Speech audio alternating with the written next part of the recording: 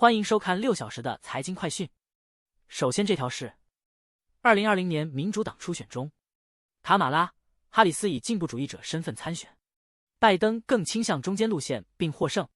拜登退出竞选后，哈里斯可能在8月第3周获民主党总统候选人提名。尽管起初哈里斯更自由，但若当选，2024年的他可能会坚持拜登政策，而非恢复2020年议程，并给出4个原因。接下来，周一，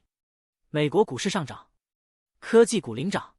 因投资者评估了拜登总统退出竞选可能产生的影响。标普500指数 GSPC 上涨 0.7%， 而以科技股为主的纳斯达克综合指数 IXIC 上涨约 1%，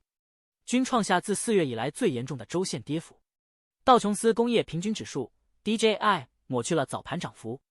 徘徊在平盘附近。下面这条，华尔街此前预测重大选举并据此进行交易的糟糕记录再次暴露无遗。随着乔·拜登的退出颠覆美国总统竞选，基于最新政治头条新闻进行投资的危险性愈发明显。下面这条，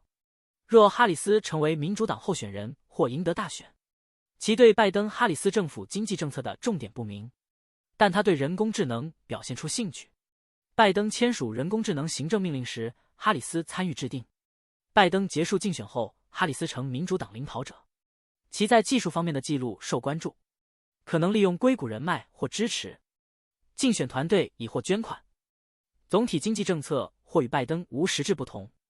下面这条，周一，美国科技股大幅上涨，因为投资者在总统乔·拜登退出总统竞选后评估了政治格局，并迎接大型科技公司财报季的开始。标准普尔500指数 GSPC 上涨逾 1%， 而科技股为主的纳斯达克综合指数 IXIC 上涨约 1.6%， 两者均创下自4月以来最糟糕的周度跌幅。道琼斯工业平均指数 DJI 上涨 0.3%。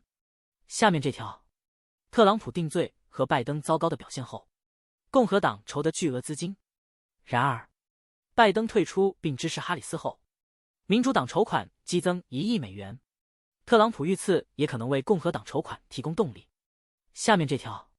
谷歌宣布将保留 Chrome 浏览器中的第三方 cookie。 此前，他们曾承诺逐步淘汰这种用于跟踪用户网络行为的代码片段。这一重大转变是为了缓解广告商谷歌的主要收入来源的担忧。后者认为，在全球最受欢迎的浏览器中不再使用 cookie 将限制他们收集用户数据以进行广告个性化处理的能力，从而加剧对谷歌用户数据库的依赖性。下面这条，拜登宣布不会竞选连任，增加了2025年白宫领导人的不确定性。股市对选举担忧反应冷淡，标普500指数周一上涨逾 1%。 让我们关注，美国监管机构已批准以太坊 ETF，最快将于周二开始交易，这将促进以太坊成为主流资产，并可能使其被纳入退休计划中。接下来这条，华纳兄弟探索公司旗下的有线电视网络 TNT 宣布已匹配报价，将继续转播 NBA 比赛，以应对投资者对其失去关键体育赛事转播权的担忧。下一条， Spotify 预计在周二盘前公布其第2财季收益。华尔街预计，随着该公司近期的效率战略生效，这家音乐流媒体公司将再次公布经调整后的利润。接下来这条，因投资者期待科技股财报季开始而无视拜登退出竞选，股市从4月份以来最糟糕的一周反弹。尽管一些华尔街人士认为这波抛售可能导致修正，但彭博社市场实时脉冲调查的受访者预计财报将为标普500指数注入动力，该指数本周上涨 1%。 随着特斯拉和 Alphabet Inc. 的业绩将于周二出炉，463名受访者中近2/3预计企业利润将提振美国股票。接下来，